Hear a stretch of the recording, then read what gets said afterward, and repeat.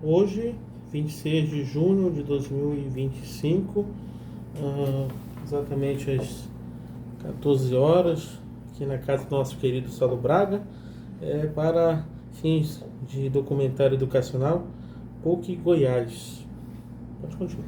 Boa tarde, Sérgio. Eu estou muito feliz de você me receber na sua casa. As apresentações a gente vai fazer. Aqui estamos com o mestrando Yuri, que é professor na rede pública, professor na SEDUC. Ele faz um trabalho de transmissão para o interior do estado, para os municípios, sobre a questão da educação no Amazonas. Ele faz todo um canal, uma conexão para dizer o que está acontecendo na educação. E para a gente é um privilégio muito grande poder estar aqui com você para falar sobre regionalidade, sobre religiosidade e sobre raízes caboclas. Porque isso é algo que a gente precisa mostrar e sabemos que dentro do Amazonas temos muita coisa para ainda construir através da ciência, da pesquisa, para trabalhar a cultura, a tradição e a fé.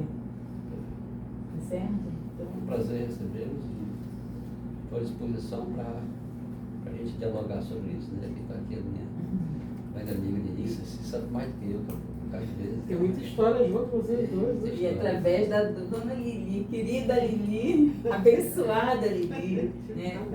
A gente chegou até ver a questão de como faz, né, o movimento daqueles que têm uma tradição, que têm uma fé, e chegamos a encontrar com algo que me lembrou a minha infância, né?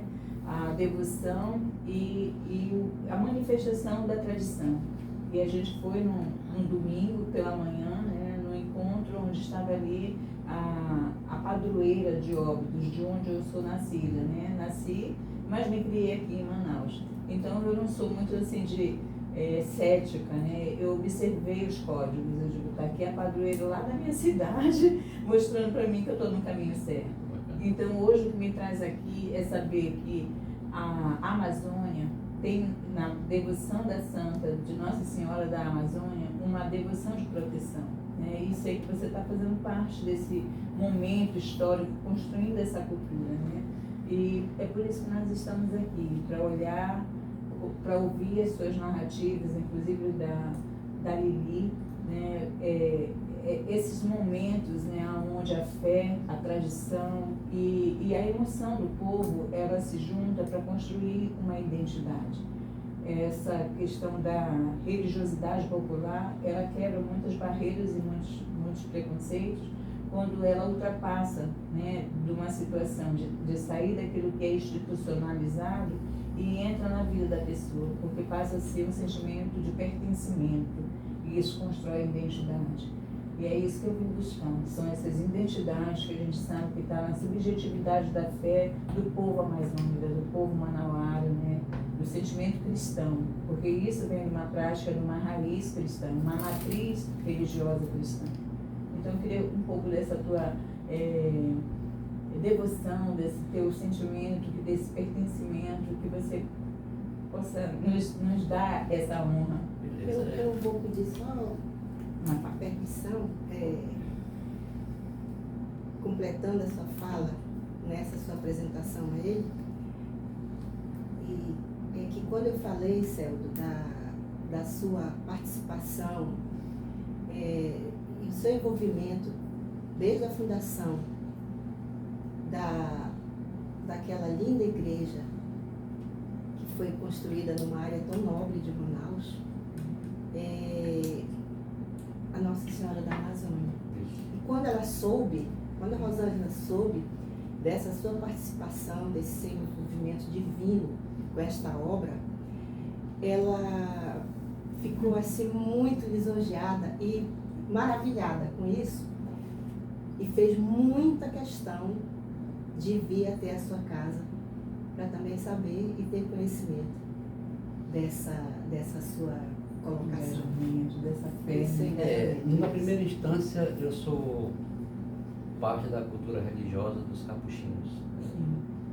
Há mais de 10 anos a gente fizemos um giro pelo Alto Solimões, celebrando os 100 anos dos capuchinhos na nossa região do Alto Solimões. Eu sou de Benjamin Constant, onde faz fronteira com o Peru e a Colômbia. Então, toda a minha formação foi religiosa. A freira que está ali em cima, que é a minha santa, é o Frei Mário Monachelli, depois a freira, uma freira que foi a minha formadora, né? E hoje os dois, para mim, uma espécie de santo, coloco ali como pessoas que marcaram muito a minha vida. Então, tenho uma formação religiosa capuchinha e tive o prazer de passar nos 7 municípios celebrando a existência de 100 anos dos capuchinhos. 7 municípios? 7 O Alto municípios do Alto Solimões, Sim. onde eles ficaram esses 100 anos, né? Ao longo desses anos, agora muito mais. Então, quando a gente tem uma formação de berço, isso vai acompanhando a gente pro resto da vida. Então, em muitos momentos, aqui em Manaus, eu sempre participei aqui de uma igreja, de outra, nunca me fixei numa igreja. Conheci o padre Reneu, que nessa ocasião tinha recebido a incumbência de trabalhar esse projeto do Santuário Nossa Senhora da Amazônia. E o que é interessante é que antes de eu ouvir falar em Nossa Senhora da Amazônia, um belo dia eu compus um poema para Nossa Senhora da Amazônia. Poema aleatório, veio assim. Quando eles vieram com essa ideia para mim, eu achei interessante, porque já estava casando uma ideia com a outra, e prontamente o padre Reneu, ele abraçou o projeto. Hoje na igreja, toda a missa, o hino da Nossa Senhora é cantada, né? Então eu basicamente estarei perpetuando a minha existência poética a partir de então, né? Porque toda a missa é cantada, o que se tornou o hino, né? Enquanto a gente estava aqui montando, primeiro isso aqui era uma capelinha com a ideia de se tornar igreja, que agora já é igreja, e depois o estágio que já está em construção, que vai ser o santuário. Eu fiz então, elaborei um livro que fala, e o padre Reneu foi colocando ali, buscando um artesão para fazer todos os símbolos litúrgicos. Uma amiga minha, Laura, ela fez a imagem de Nossa Senhora, Lara Denis. A imagem, também com ela, a imagem de Nossa Senhora, ele fez a história. E desde a mesa de recepção, eu fui começando a colocar em poemas todos os símbolos litúrgicos. O tapiri comum, que seria a própria capela, a igreja. O Cristo é uma escultura em madeira. Cristo é ressuscitado. O tabernáculo, que é uma canoa e um remo. A cuia no ambão, uma espécie de cuia. A minha cuia é o símbolo nosso, o símbolo cultural. O altar, que é a raiz de uma árvore, com a parte de vidro em cima. O pão e o vinho, né? Só para fazer assim, dar uma ideia de como eu trabalhei, eu coloquei uma linguagem popular, quase uma variação do cordel, um pouquinho mais sofisticada. Pão e vinho. A seiva do cerne da semente se tornou espinho, madeiro e cruz. Nas chagas do sangue derramado, a fé, redenção, caminho e luz. Na trama do trigo transformado, mística de Cristo feito pão, partilha do mistério anunciado, alimento da alma. Coube ao ventre viçoso da videira o primeiro milagre acontecer, e no travo adocicado de um bovinho, o rito triunfal de agradecer. O pão e o vinho em Cristo transformado é o mistério que faz renascer, nos redime das tenazes do pecado, nos conduz à alegria de viver. É um texto que sempre vai falando da essência das coisas, mas de forma que todo foi mundo... pré-comunhão lá. Eu conheço o santuário, já estive lá. Já sim, isso. E esse livro já você lançou?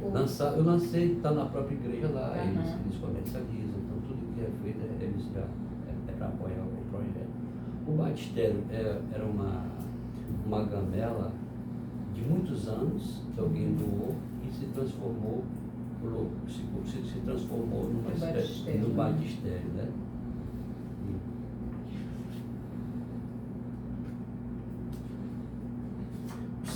O cestozinho que faz o cesto me interessa isso aqui. O grafismo que está aqui, qual foi a etnia aqui?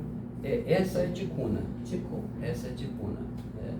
Contala de Arumã, cesto, paneira, acurá, cipó, titica ou ambé. Na cultura popular são vasilhas com o dom de colher e de ofertar. No patamar de cipó, em projeção espiral, indica que a nossa oferta, num gesto transcendental, são sementes da bonança da messe celestial. Tudo vai dando esse toquezinho de significado, né? O Cristo itinerante, o simbolismo que é muito forte. O Cristo itinerante, o hino a Nossa Senhora da Amazônia, que eu faço questão de recitar, é Nossa Senhora das Águas, luz que a esperança guia, Rainha das ribanceiras, Mãe Nossa de cada dia. Nossa Senhora das Flores, nossa fé e nossa guia, Mãe da imensa Amazônia, Mãe nativa, Mãe Maria. Maria, mãe do mateiro, do caboclo pescador, do sofrido seringueiro, do esquecido lavrador. Mãe do índio destribado, dos que sofrem neste chão, Mãe da Amazônia e do povo que clama a libertação. Nossa Senhora das Luzes, madrinha da ecologia, dai ao homem predador juízo e sabedoria. Nossa Senhora Cabocla, Mãe de Jesus por mim, és a rainha da paz, desta paz que habita em mim. Rogai por nossa Amazônia para que nunca tenha fim. Eu fiz questão de colocar aqui, nesta imagem, isso aqui é uma figura que a gente encontra, várias figuras feitas com bunkers, com micro-organismos que às vezes ocorrem na caça das árvores. E eu colhi de uma das árvores lá essa imagem. Parece uma pintura rupestre. Parece uma pintura rupestre. E aí aqui tem para quem tem uma sensibilidade maior para ver a natureza, né, e observar os traços. Aqui você percebe que teve a sensibilidade de alguém que é ligado à natureza como você, né? E tirar daqui uma forma de colocar no livro em poesia. E eu ofereci de uma certa maneira, né, de que a natureza ela está presente em todos os momentos, né, na criação, mostra, né, a imagem. Né? Então, para quem tem os olhos abertos para observar a beleza da natureza e observar os traços, pensa que é uma pintura rupestre que está na história do homem, né? Mas aqui você viu mais do que isso. Sim. Eu chamo essas imagens, tem muitas fotografias dessa pintura de Deus. Pintura de Deus, viu? Gostei da expressão, até porque, querendo ou não, isso tem toda uma... Pintura de Deus nas cascas da árvore. Deixa em cima numa reunião, deixa em cima E assim, na verdade, não teve intervenção humana, né? A própria vida foi tatuando a sua própria vida, né? Isso. Agora, eu queria te perguntar, diante da tua experiência de vida, o que tu concebes como, assim, essa relação entre espiritualidade e chão amazônico, e chão de vida? Assim, porque tu falaste dessa trajetória tua com os franciscanos, que tem muito a ver com a questão da espiritualidade ecológica, Francisco de Assis. Eu imagino, né, que com certeza teve um itinerário, mas como é que ao longo desses anos tu conseguiste, assim, juntar essa questão poética com a espiritualidade? Como é que tu consegue estatear isso? Porque são temas, assim, bem ousados de se falar, ainda mais se chama amazônico, né? Pois como eu falei, nessa condição de vivência com os capuchinhos, eu também cheguei a acompanhar a missa em latim. O padre ficava de costas, a gente ficava distante, tinha um Deus raivoso, vingativo e tudo. Isso sempre, de alguma forma, nos deixava um pouco temente, um Deus distante, um monte de coisa. Quando a gente vai avançando com outros olhares, com uma outra forma, chegou um momento que para mim é um marco de cisão desse momento que eu vivi, que guardava uma certa reserva, né? É um momento de libertação e perceber o Deus, Cristo, muito mais presente, muito mais nos abraçando, muito mais presente, assim, em cada coisa que nos cerca. Para ter um olhar aqui, só uma pessoa que tem essa sensibilidade. Isso. Porque para quebrar isso e fazer essa transição não é uma coisa tão isso, fácil. Isso tem um registro. Isso é uma coisa que é Isso tem um registro importante. poético que eu posso recitar aqui, que é exatamente o marco dessa transição. O rosto de Deus é parecido com o meu, é parecido com o teu, é parecido com o nosso. Aprendi no espelho das águas ver meu rosto do lado de lá. Quando canto, descubro em meu rosto Deus nas águas comigo a cantar. Quando vejo a paisagem bonita, infinita essa imagem se faz, na extensão do olhar que me habita, vejo Deus que me diz muito mais. É por isso que eu digo, não mate na paisagem o meu rosto e o teu. Deixa o verde da imensa Amazônia ser espelho do rosto de Deus. Deus nos ama na força das águas, na leveza da pluma que cai, na semente gerando esperança, na alegria de ser nosso Pai. Aí há todo um processo de reencontro comigo mesmo e com a projeção daquilo que eu sempre coloquei como postulado de fé. E hoje a minha vocação é com muita humildade, amar.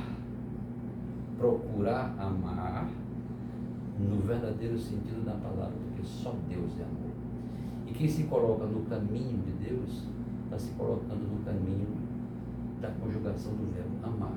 Amar as coisas mais simples possíveis, para um dia, quem sabe, eu ser tocado e dizer, hoje eu senti aquilo que é a graça do amor. Por isso que todas as minhas relações é sempre um projeto. As minhas mulheres e ex-mulheres, né, e a atual, é sempre um projeto de amor. E a minha busca é alcançar as 3 pirâmides que eu desenhei, exatamente a Trindade, que eu sou muito fã da Trindade. Bastante coisa na minha vida estão estruturadas na Trindade. Eu estou na terceira idade, no terceiro casamento, no terceiro grupo. Nunca mais vai ter um. Entendeu? Passagem linda, né? Olha aí. Então, eu também, simbolicamente, eu tenho a imagem de 3 pirâmides. Na vida normal, as pessoas vão colocando pirâmides. Primeira base na relação homem-mulher, o topo é a relação sexual. Quando chega aqui, muitas vezes não encontrou a palavra amor, desce e vai subindo o outro, e há uma trajetória na horizontalidade, sempre buscando com essa ânsia de querer achar que o amor se encontra numa relação meramente sensual, sensorial, enfim. Depois eu coloquei a segunda pirâmide em cima da primeira, e a palavra aqui em cima, amizade. Então, quando a gente consegue aqui no encontro afetivo ter o ápice, que é o sexo, que é a vida, né, a procriação, na segunda é a amizade. É o processo que hoje eu estou com a minha companheira. E já uma vez a gente sentindo que a amizade se efetivou, ergue-se a terceira pirâmide e a palavra final chama-se amor. Eu estou subindo essa terceira pirâmide, pedindo a Deus que me ajude. Ei, deixa eu chegar até. Então, é mais uma vez essa trindade projetada nessas 3 pirâmides, mas amar é difícil. Ter fé é difícil. É um exercício diário das coisas mais simples, né? De eu conversar com as minhas plantas, de eu saber que elas me ouvem, que elas têm existência, que elas têm uma ligação comigo. Aqui eu tinha um pé de guaraná, 5 anos ele não frutificava, e eu fiz uma colocação para o guaraná. Se nesse ano você não produzir, eu vou lhe cortar, rapaz. Aí, coitadinho, quando foi, isso era em março, quando foi em setembro, ele florou e frutificou. Mas também foi a última carga dele para dizer: a conexão com o sagrado existe. Então, há mais essa comunicação. E, enfim, então a gente tem essa relação simples, mas é a prática, não é o discurso. E eu tenho colocado isso na minha vida como todo o meu pressuposto de tradição religiosa, colocá-la em prática. Como eu convivi com os índios, fui 10 anos gestor do ensino na minha cidade, fui secretário de Educação e Cultura lá. Eu sou o primeiro gestor do ensino bilíngue constituído, foram meus primeiros professores de Curas. E os índios, eles têm uma crença muito enraizada na questão espiritualista, né? Eles creem em entidades, em encantamentos. E eu cresci com isso também. Eu queria aproveitar esse ponto, foi um ponto que eu ia dar um passo nessa tua relação com os indígenas, os chicunas, que teve um momento da sua vida que você teve essa conexão. E aí eu te provocaria da seguinte maneira: como é que foi essa experiência de espiritualidade com os indígenas nesse momento da sua vida? E como é que tu enxergas, por exemplo, essa questão da ancestralidade, que é uma coisa assim que é muito forte entre eles, os encantados? Como é que isso, de certa forma, de alguma maneira te afetou, né, nessas tuas leituras, né?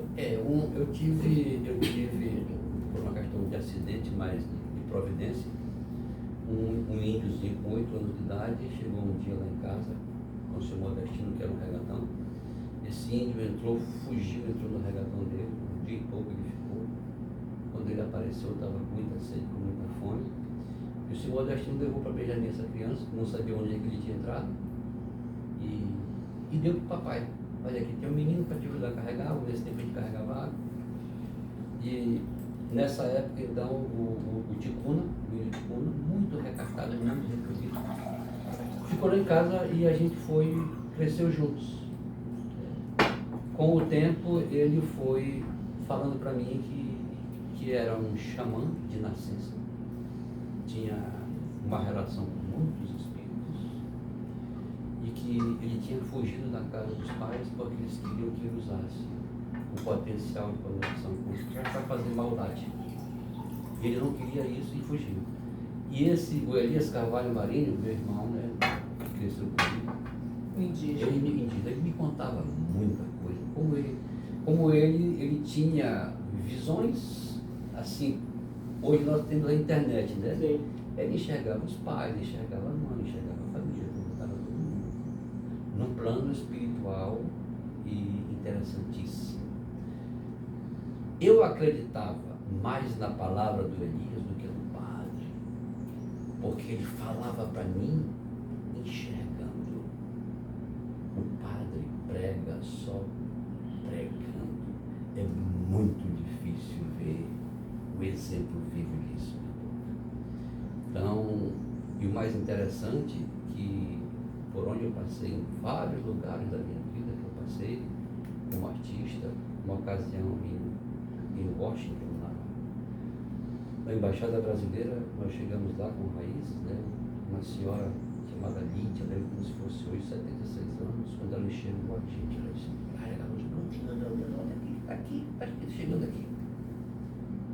Eu falei: olha, vocês são muito especiais, vocês estão aqui com uma legião de espíritos da floresta, a missão de vocês é muito interessante, é muito bonita e tal, e diz um monte de coisa. Inclusive, naquela ocasião ela disse: pois é, mas você vai chegar um momento que vai se separar do mundo por causa disso. Profecia pura. Nós chegamos já fora do Raiz, eu cheguei com já um projeto chamado Embaúba, cheguei na África, num lugar chamado Réunion, que é uma possessão francesa no Oceano Índico.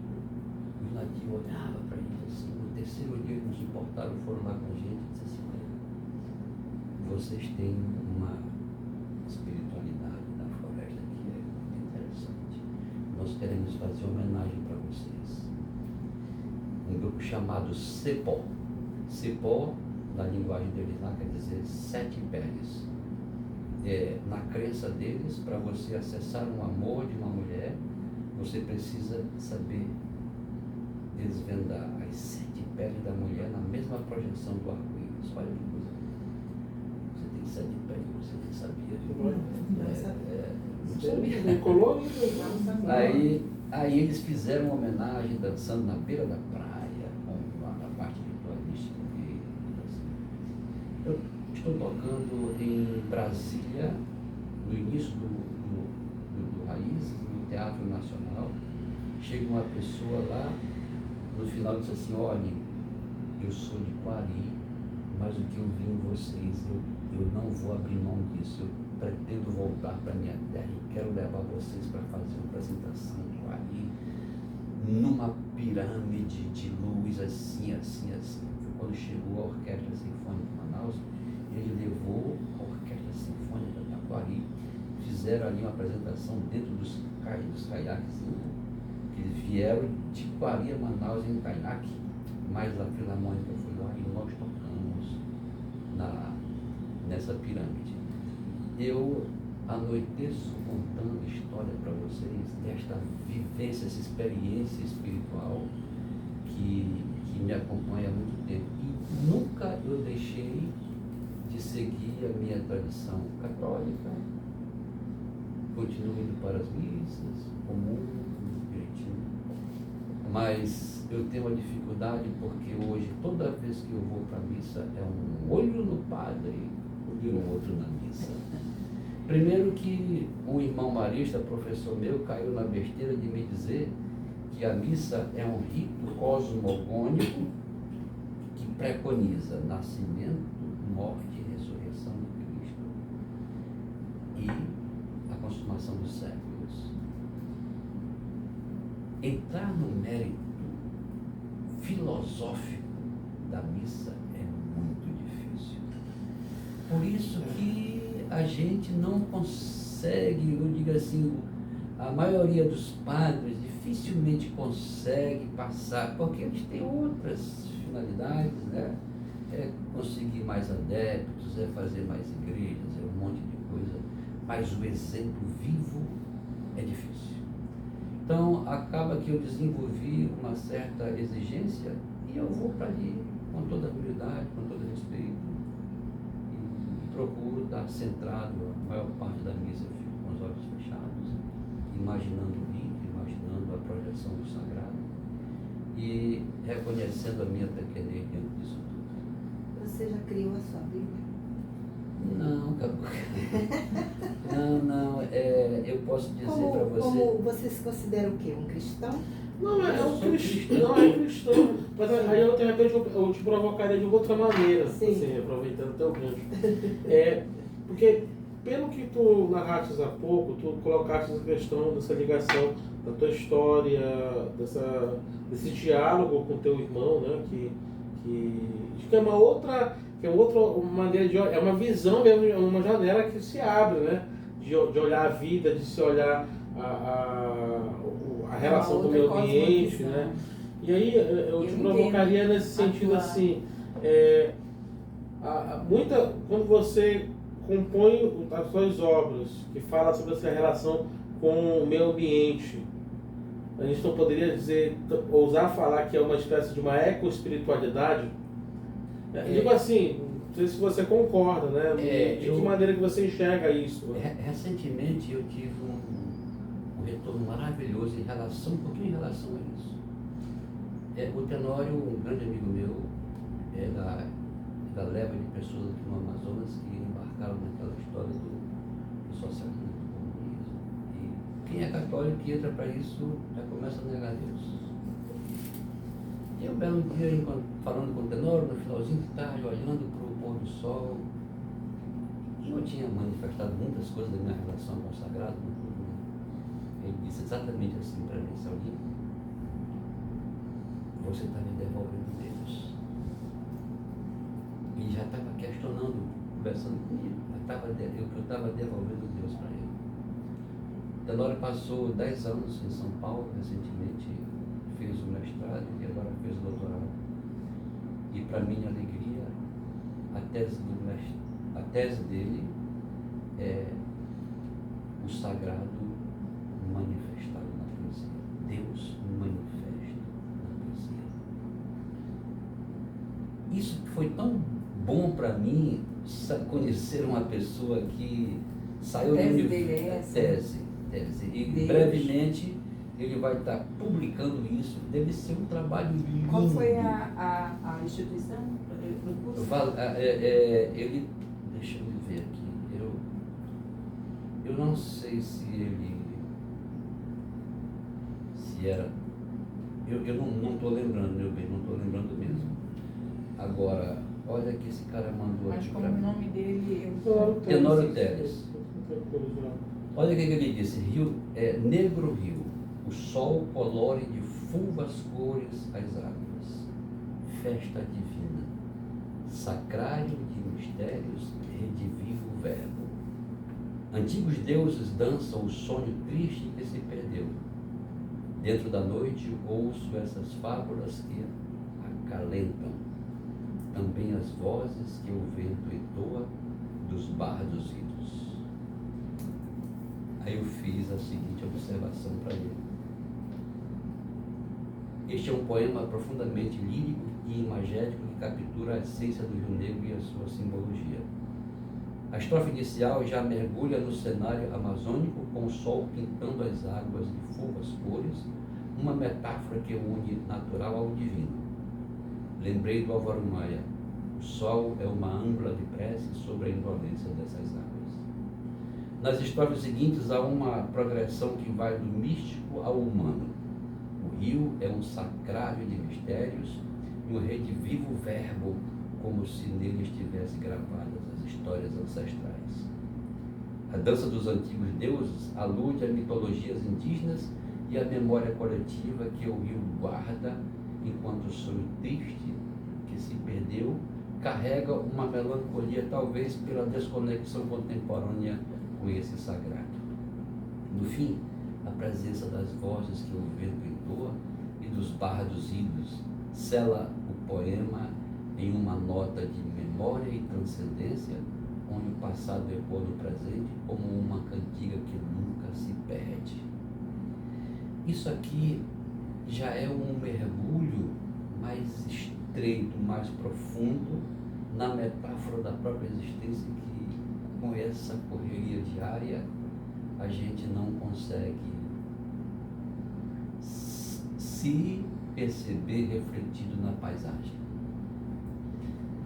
Teve uma ocasião que eu disse assim: perdido de mim, alheio dos sabores do meu chão, vago rios, mirando margens, mergulhado em solidão. O meu Deus ambíguo, sonho mestiço na minha fé, ora é sacrário de padre, ora é rito de pajé. Quando em lampejo de sonhos me embalo num tapiri, vejo trançada nas palhas a face que já perdi. Qual marcas na baladeira das penas que eu abati? No rogário do meu rosto, as vezes que já morri. Então eu tenho morrido muitas vezes de coisas que eu fui absorvendo e que vou matando e que vou renovando, né? Para que a gente sempre ressurja na metáfora das reencarnações eternas. Pela poesia e uma história vibrante, né? Porque com certeza na tese dele ele traz muito desse sagrado, né? Sim. Na poesia. E aí nas tuas palavras eu encontro mais do que só poesia, mas eu encontro vivência e experiência de um homem que sempre está buscando o melhor com o transcendente. E se você colocou essa tripé da pirâmide, você está na busca dessa essência que nós humanos temos como sagrado, né? E na tua fala, na tua brilhante forma de como tu te expressa para Deus e como tu te expressa conosco aqui, a gente sente isso, a profundeza que vem, né, daquilo que a gente chama que é a essência. A tua essência, além de ser daqui do norte, da terra, né, você fala com a alma e fala algo que é muitas das vezes difícil da compreensão, porque você entrou numa dicotomia junto com o teu irmão. A forma como ele tem uma visão muito aberta com o mundo espiritual, onde ele dialoga com coisas que para nós, da nossa cultura Ocidentalizada. Né? ocidentalizada, perdeu. E nós temos tanto que aprender com os indígenas. E é por isso que eu trouxe o Yuri aqui, né? Para que a gente aprenda com você, um mestre do canto, um mestre da poesia, um mestre da vida. Você pode trazer mais uma jarrazinha, vai lá embaixo, entra aqui na cozinha, por favor, e tem lá o bandeirazinho assim. Celso, agora uma outra coisa que eu te provocaria. Não, meu Deus, eu estou te provocando muito, mas. Mas pode largar a Não pega. pode? Tá, quando tu pensas, de repente, essa questão de fé, e tu falaste um pouco da tua vivência de família, né? E qual é a relação que tu fazes, essa dimensão da fé e da memória? Como um campo assim que volta e meia se encontra, se tece, e aí volta e meia você até coloca muitas vivências suas e ao mesmo tempo conecta com essa dimensão da memória, né? O memória para ti é algo assim, o que de repente tem como importância até na feitura da tua obra, na tua maneira de ver a vida, de tocar a tua própria história, a história de outras pessoas? A primeira coisa, eu nasci vocacionado para ser professor. Então, ainda sem formação especial para isso, já comecei a dar aula, dava aula a título precário, no interior não tinha segundo grau. E o que eu posso lhe responder em relação a isso é que desde muito moço eu já tinha uma ideia de ser coerente comigo mesmo. Tanto é que com 27 anos, quando eu voltei de Porto Alegre, eu fiz concurso para o Banco da Amazônia. Naquela ocasião, o Banco da Amazônia pagava 8 vezes mais do que eu ganhava como professor. Passei em primeiro lugar e quando o banco disse que eu não poderia dar aula nem à noite, eu não aceitei. A cidade inteira me chamou de louco, porque eu seria uma autoridade financeira. E só quem realmente aprovou o meu gesto foi eu mesmo, que ninguém, nem pai, nem mãe, nem esposa, nem ninguém. Louco é louco, é louco. Hoje eu tenho certeza que eu fiz a opção mais correta da minha vida, porque eu dei uma opção para a minha verdade interior. Eu nunca quis ser alguma coisa que eu não quisesse forçadamente ser. Aí, o que é interessante? A minha mãe, que não aprendeu a ler, me ensinou algumas coisas importantíssimas. Ela dizia: meu filho, quem é pequeno cabe em todo lugar. Sim, que lição. Que lição. Entendeu? Então, por isso que eu digo assim, sempre eu ouvi isso, e não é nem questão de ser pequeno em relação ao outro. E nem no tamanho. Nem no tamanho. Isso É ser pequeno enquanto consciência de que neste planeta nós somos tão pequenos. Você alcançou um estágio que muitas pessoas não conseguem dar esse salto, né?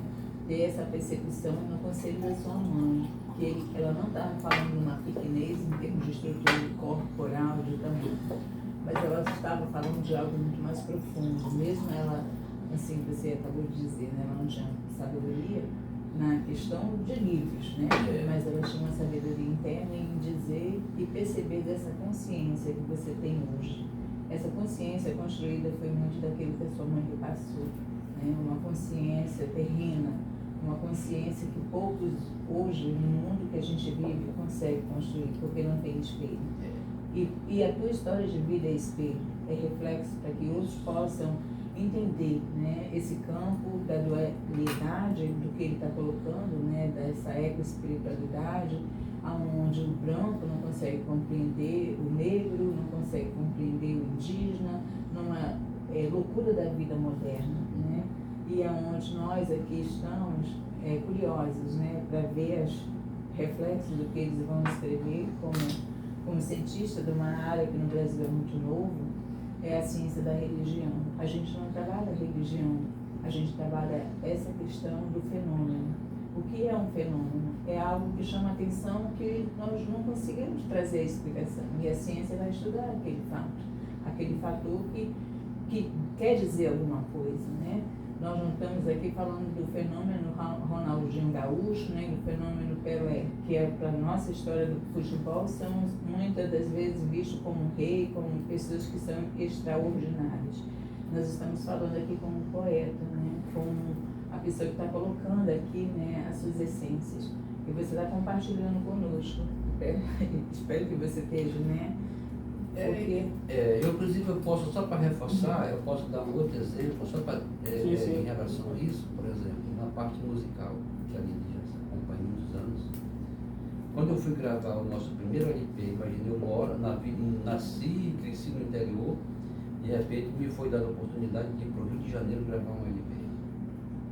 Isso em que ano? Em 87. É ousado. Em 87, a pessoa sai daqui para lá. Eu tinha 10 anos. Pois é, aí, por exemplo, imagina eu chego na Imai Odeon, a pessoa que estava, que foi o governo do estado do Amazonas na época que bancou a nossa ida para lá. Então ele mandou escolher um lugar muito bom, a Leninha Brandão, que coordenava o Panorama do Sucesso, foi quem abraçou o serviço, né? E nós fomos completamente ali alheios a não saber como é. Então uma pessoa lá que foi contratada, que era o Perinho Santana, já formou um grupo ali para acompanhar a gente, para dar suporte no estúdio. Quando eles viram as músicas, eu fui chamado, quando começaram a gravar, fui chamado pela direção da Maior e disse assim: eu gostei do ritmo de vocês, da música de vocês, só que tem músicas que não enquadraria dentro do que nós estamos pretendendo. Se vocês quiserem, a gente transforma o trabalho de vocês em uma espécie de melô do chap-chap e a gente projeta vocês em nível nacional. Eu digo, não! Só que esse não, bem, é aquele não daquele macaco, né, que no final diz não, o planeta dos macacos que eu vi uma vez, é o não seguro da sua convicção ancestral, né? Não, eu vim fazer aqui um trabalho cultural. Eu nunca disse isso para o membro do grupo, porque eles queriam, do Raízes, queriam o sucesso nacional. E não aconteceria nunca, porque banda de pau e corda, quinteto de violão, foram sucesso, mas não esse sucesso fake que acontece, por exemplo, excelentes músicos. E a minha ideia é exatamente isso. E graças a Deus, hoje eu estou sentindo todas as benesses de um sucesso que a gente está gostando depois de 43 anos, porque o reconhecimento natural de alguma coisa que se tornou símbolo. Então, se eu tivesse feito o apelo como fez o Carrapicho, que saiu do seu forró para ir para o boi, e se perdeu completamente. Entendeu? Então, por exemplo, isso é o que norteia. Graças a Deus, de muito moço, isso norteia a minha vida e eu sempre soube o que eu quis. Em todos os aspectos, graças a Deus, sempre fui fiel aos meus preceitos de vida e tento manter isso de alguma forma assim. Quando você diz assim, essa pergunta que você fez, né, de espiritualidade, né?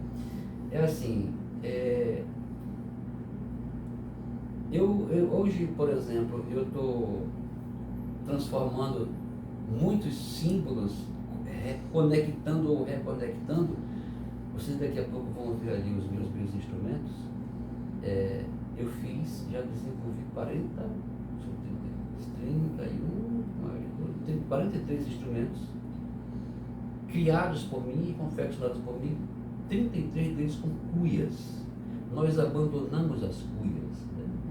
Então, eu simplesmente trago para o palco, numa outra dimensão mais valorizada, a cuia que só era uma vasilha.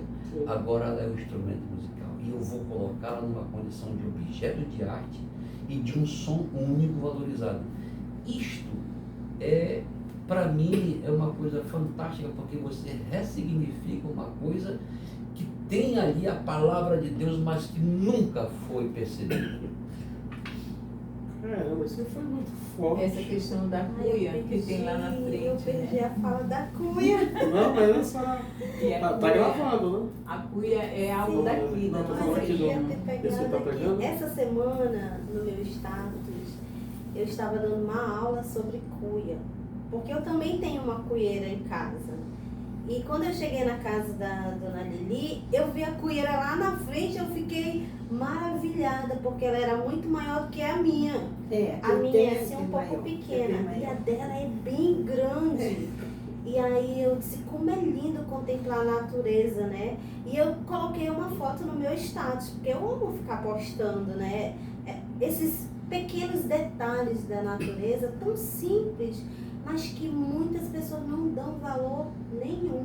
Porque não conhecem. Porque não conhecem também, né? Pois é, então Mas eu só gostei para dessa- fechar, pois é. Essa fecha- figura que tu colocaste, né? É a palavra de Deus escondida, né? No som da Isso cuia. é isso, a né? época de religiosidade. Esse é o nosso tema dentro da nossa pesquisa lá na Groenlândia, né? Porque são povos também, muitas das vezes, massacrados pela grande, né, negociação dos países que hoje estão querendo conquistar aquela terra. E eles são povos, né, originários dali, são indígenas e têm uma consciência ecológica, uma consciência de que o lugar, o chão onde eles moram, onde eles vivem é sagrado, o solo é sagrado, o gelo é sagrado, tudo é sagrado, né? E quando eles viram ser o lugar deles de morada, né, sob a mira das grandes potências, né, eu estive lá com eles, né, a gente andou nas ruas da Groenlândia numa manifestação pacífica com os instrumentos que eles fazem, instrumentos de percussão de material tirado da natureza. Até mostrei para ele, eu disse, olha, isso aqui é algo que você vai falar, porque são tessituras e são momentos que as mulheres produzem para que os homens possam ir para a guerra. Então essa é uma comunidade que eu estou hoje trabalhando, né, com o elemento da cultura da Groenlândia, com os Inuits, né, baseada numa cultura que eu percebi que aqui também eles estão sendo invisibilizados, que são os Saperimaué, com toda a tradição, com o costume, e eles estão ali na Redenção e Leia. A comunidade ela é uma comunidade urbana e passou por um grande conflito. E quando a gente iniciou o contato com eles, estava começando o curso de Ciência da Religião na UEA.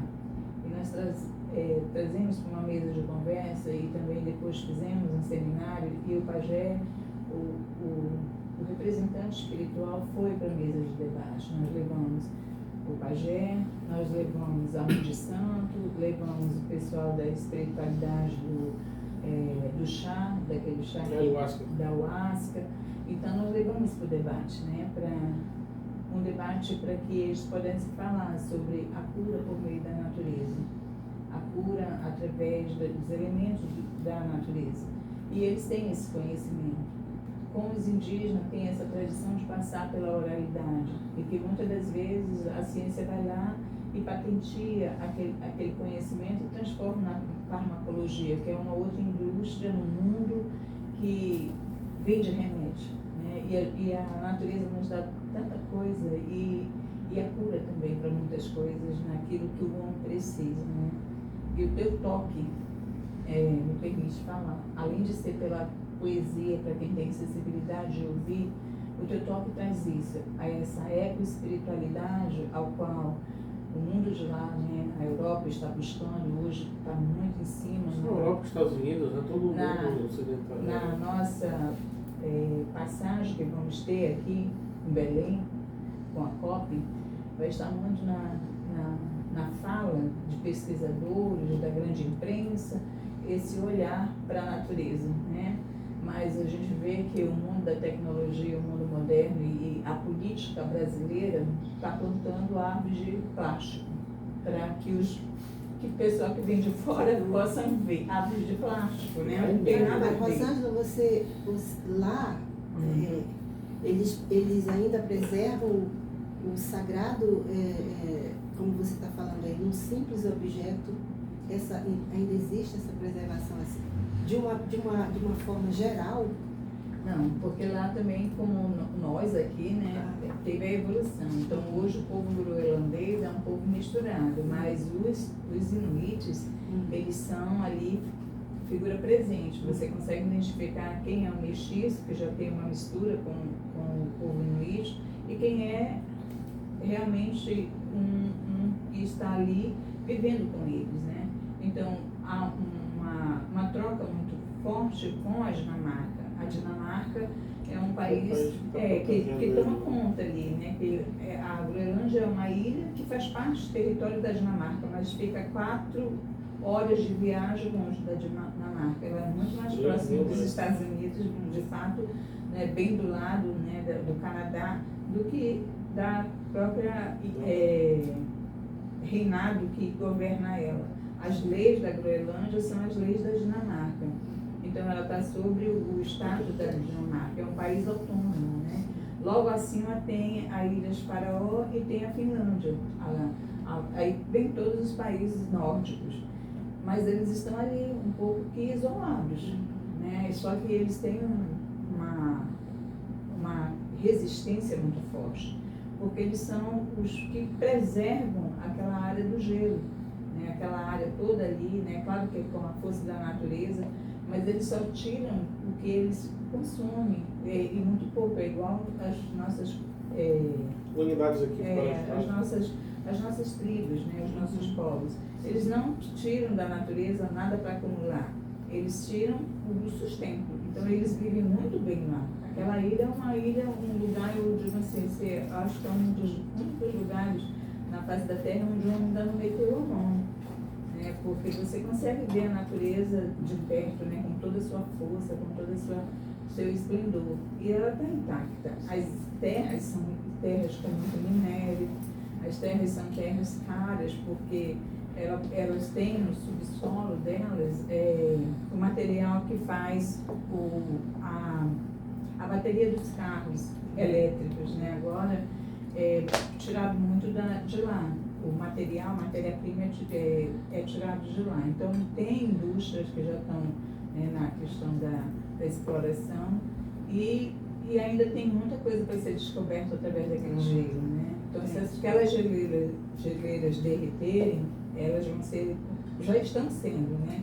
Tanto pela França, como pela Dinamarca, pelos Estados Unidos, pela China e pela Rússia. Porque ali está se abrindo o novo canal da seda, da Rota da Seda.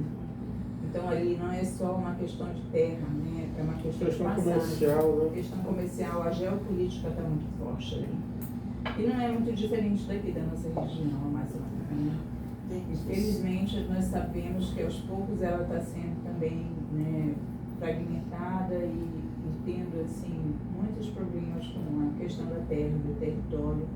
E, enfim, isso é coisa do governo, né? A gente só pode apontar o que a gente vê. E prestando atenção ainda há pouco, quando você falou assim da família, do amor, do sentimento. E aqui tá, ficou agora, vai ficar bem gravadinho aqui aquela parte. Então eu te faço a pergunta assim. Você tem o amor como principal sentimento, é isso? Como nós todos temos. Como busca. Então você construiria esse amor com 3 sentimentos? Na verdade, assim, é impossível construir amor porque o amor essencialmente é Deus. Sim. Eu digo assim, você diria que o amor pode ser formado por 3 sentimentos? Talvez na minha cabeça não. Porque é o seguinte, porque é exatamente assim, Caboclo. A minha fragilidade diante da existência, a minha pequenez realmente, daquilo que eu vejo a palavra amor, eu sou, primeiro que eu acredito em reencarnações. Eu estou num estágio que eu já me sinto melhorado, mas eu vou melhorar mais. Se você dissesse assim, em quantas encarnações você acha que vai conseguir amar? Eu digo, isso está no plano divino, e eu me sinto hoje já no caminho, já me sinto enxergando, mas da próxima vez eu quero ver melhor. Entendeu? Então, a questão da gente se saber pequeno, porque ai daquele que levanta a flama de dizer que já é o maioral, porque E diga assim, a gente nunca para de chegar. Nunca para de chegar, porque a cada instante é uma abordagem diferenciada, é um olhar aproximado da coisa. E quando você estiver lá embaixo, eu vou mostrar exatamente a eco-espiritualidade numa música que eu toco numa cuia. Aí você Quero aproveitar, já que você falou sobre reencarnação, mas é um tema que sempre as religiões elas provocam. São duas perguntas, né, que são toda religião ela se pergunta, toda pessoa que tem espiritualidade se pergunta de onde eu vim e para onde eu vou. Da onde eu vim, eu sei que tu já passou muito bem a questão da tua história, da tua família, mas como é que tu imagina, de repente, a tua passagem de vida, né? Isso eu acho que você imagina do outro lado, essa questão do... Às vezes as pessoas olham para a questão do fenômeno da morte como um certo drama, mas todos nós vamos ter que passar por isso. Não tem para onde correr. Mas a tua visão pessoal nesse sentido, assim, que Pois você... é, então eu vou dizer, depois lá embaixo eu vou cantar, eu vou dizer o texto. Né? Canto o sussurro do vento, o vento me faz lembrar o frágil sopro da vida no ato de respirar. Canto o murmúrio das águas, porque de água me sei. Se não cuidá-la, em deserto meus sonhos transformarei. Canto a beleza do fogo no ardor, cantando, se dizer, no ardor da contemplação. Na essência dos elementos, fogo é luz e nosso irmão. Eu canto o canto da terra, porque um dia fui pó. E quando eu voltar para a terra, meu canto será maior. Meu amigo, depois dessa... Agora, Celton, assim, a gente parou aqui, né, no hino da Nossa Senhora da Amazônia. É composição sua? Sim, composição, letra e música, né, é cantado por Celso, a tua experiência de... É legal que é uma experiência assim, local, né? Que ao mesmo tempo que você carrega toda a força do norte, forte e com toda essa vitalidade da natureza que a gente tem aqui, o que tu pensas como um amazônida? O que a Amazônia tem a dizer para o mundo, a contribuir para o mundo? Nesse momento da vida, o que você, assim, de certa forma, poderia assim, dizer assim, olha, a Amazônia tem a contribuir para o mundo? É a voz que eu acho que você acha que nós, como amazônidas, poderíamos ressoar mais ainda para esse planeta, para esse mundão que hoje em dia está tentando se redescobrir, está tentando até se reposicionar na economia, não sei não.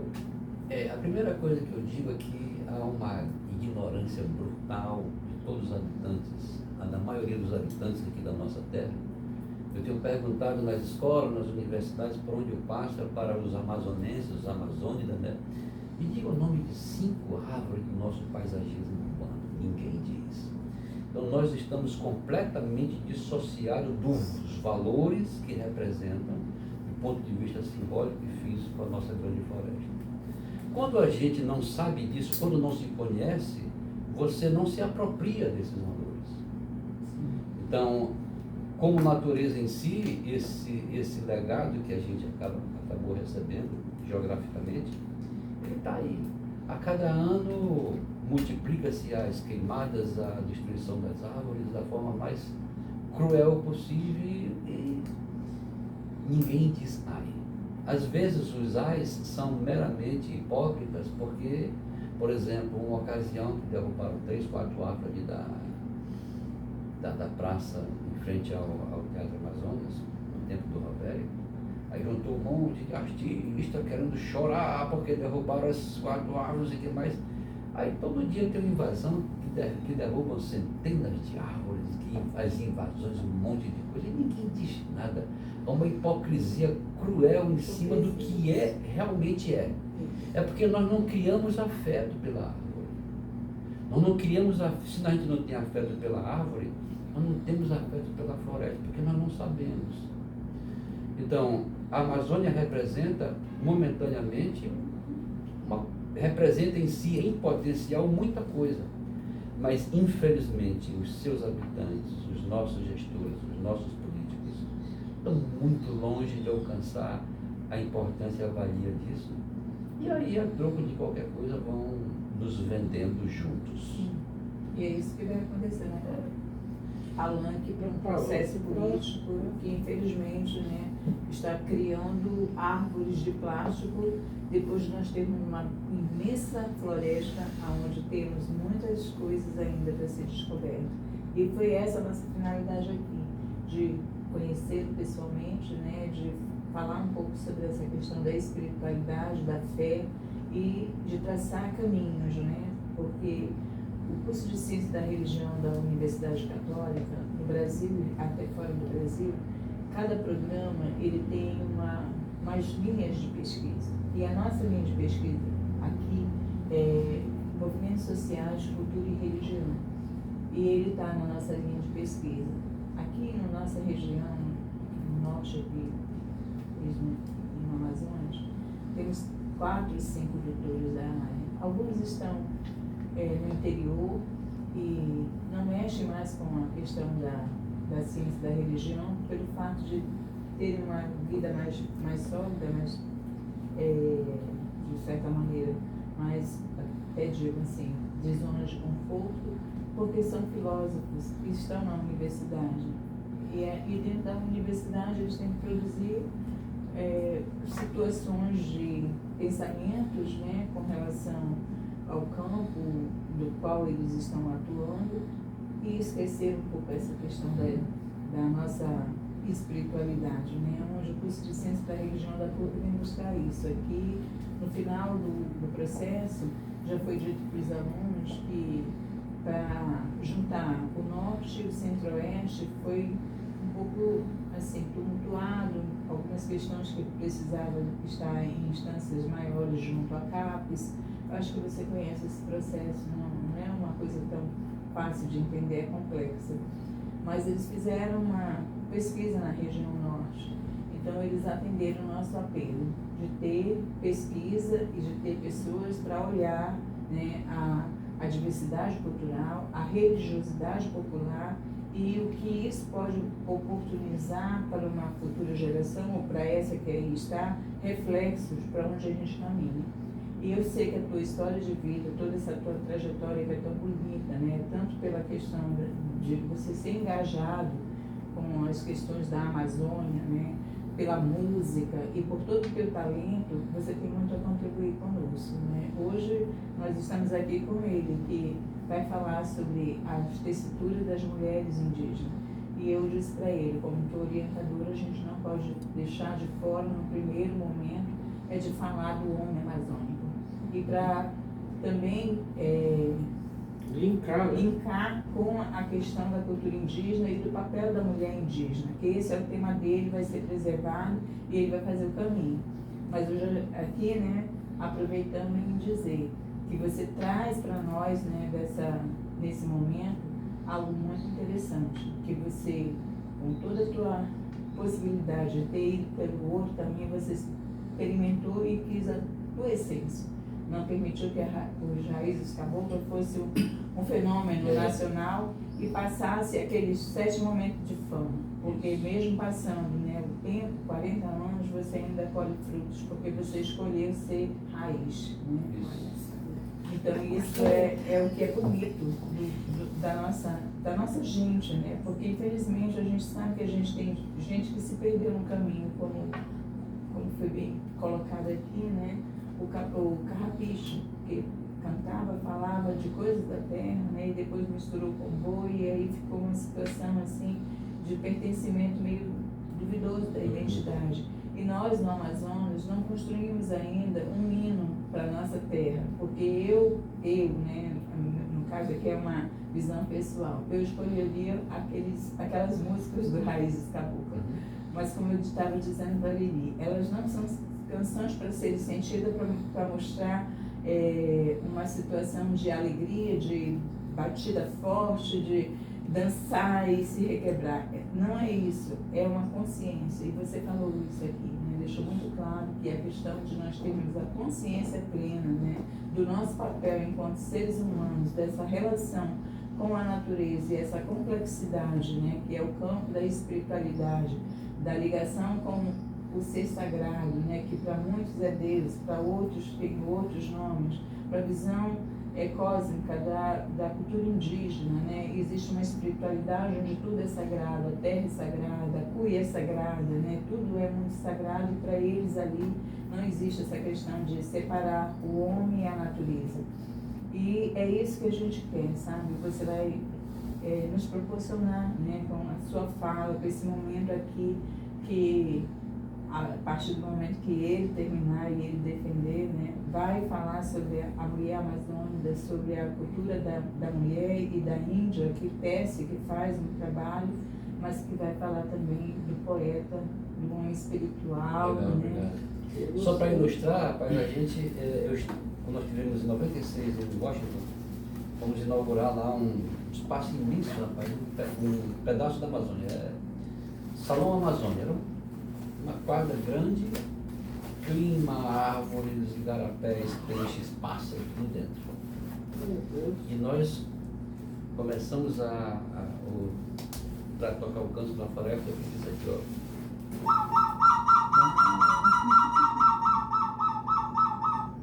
Isso é um pássaro ventríloco, que é o surucuá do Papa Amarelo.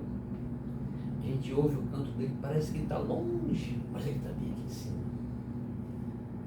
E às vezes parece que está longe, né? Ele está perto, parece que está longe, parece que está perto.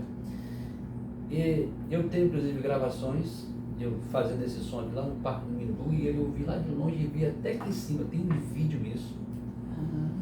E quando eu toquei isso aqui, tinha um surucuá lá em Washington. E ele respondeu, e todo mundo ficou louco, né? Então, aí eu pedi pro aquele que toca jazz, o nosso, que é o intérprete, O Teixeira? não, Toca jazz. canta jazz. Que é o Ah, intérprete. esqueci a palavra. Tá, muito bem. Aí, Humberto Amorim, Humberto Amorim, isso. ele é o nosso intérprete na hora de acabou, que diga para eles o seguinte, todo mundo assustado porque o passarinho tinha respondido naquele negócio todo, diga para ele que eles gastaram milhões para trazer para este espaço um pedaço da nossa floresta, mas eles nunca vão trazer a espiritualidade lá. E ele disse assim, essa conexão com o passarinho é só um toque de que as conexões espirituais elas se mantêm como sinais, mas nunca como essência. Isso é só um diálogo. Outro momento eu estava em Figueiredo. Essa alcalina também é moderna. Não, essa aqui Então, conexões espirituais que se mantêm como sinais e não como. Gostei dessa. como essência, né? Como essência. Como sinais. Por exemplo, aí eu estou lá em Figueiredo gravando para a ABC News.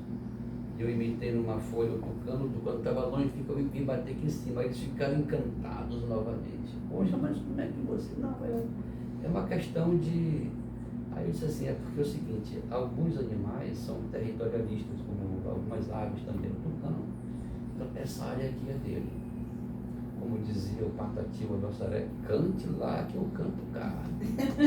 Então, apareceu aqui um cara cantando como macho, o macho veio para saber se... Aí quando ele chegou, tem essas coisas, né?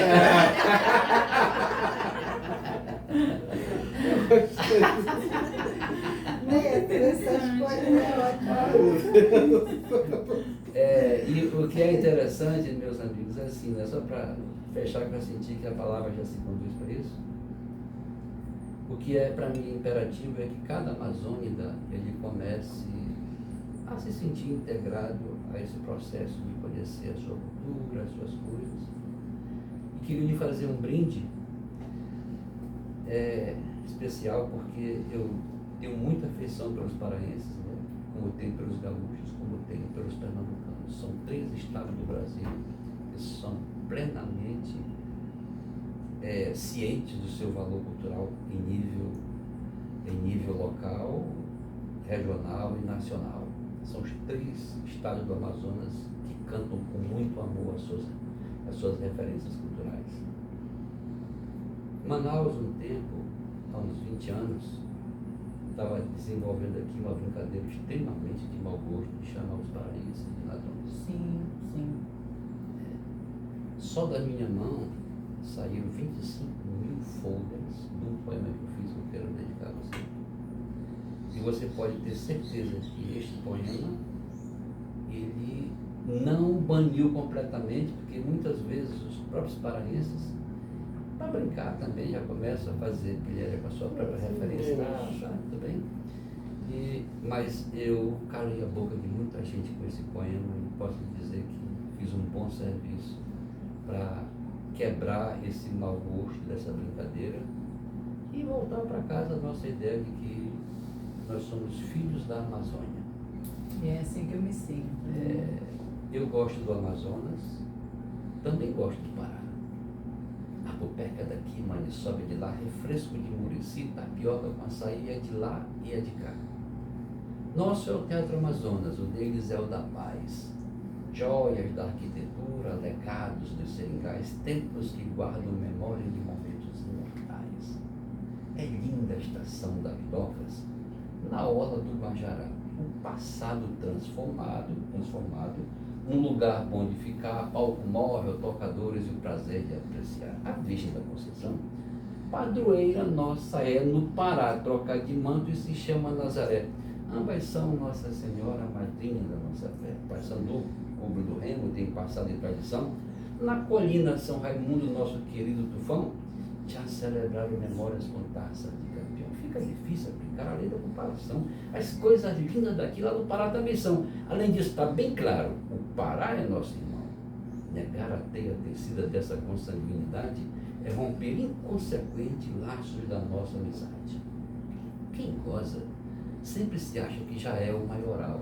Tolo não sabe que a vida trata todo mundo igual. Quem planta o bem, colhe o bem. Quem planta o mal, colhe o mal.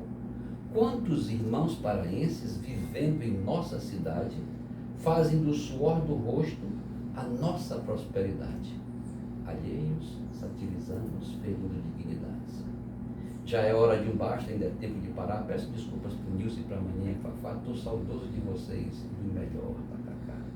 O Rio Negro e o Solimões, encontro espetacular. No olhar não se misturam, mas no abraço milenar transformam-se no Amazonas que segue em busca do mar. Quando bebe as águas verdes que cortejam Santarém, o grande rio Amazonas diz Tapajós, mano, vem comungar do nosso abraço, precisamos ir além. Todos os rios abraçados chegam finalmente ao mar.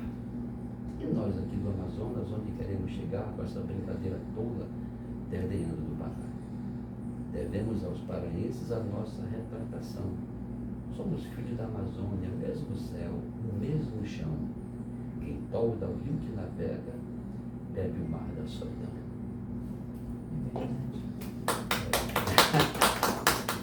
Nossa, que lindo. Aqui, então, encerramos esse momento assim, com essa poesia maravilhosa, com essa...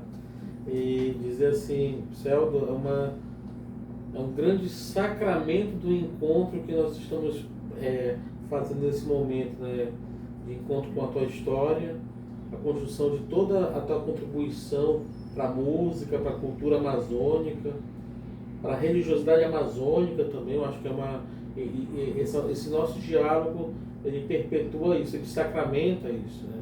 E mais do que nunca a gente vai precisar com certeza sacramentar isso também na academia, sim, visibilizar isso, porque eu acho extremamente necessário, e dar essa linha de continuidade de tudo que você plantou ao longo desses anos, que para nós amazônicos é extremamente único e especial e irrepetível.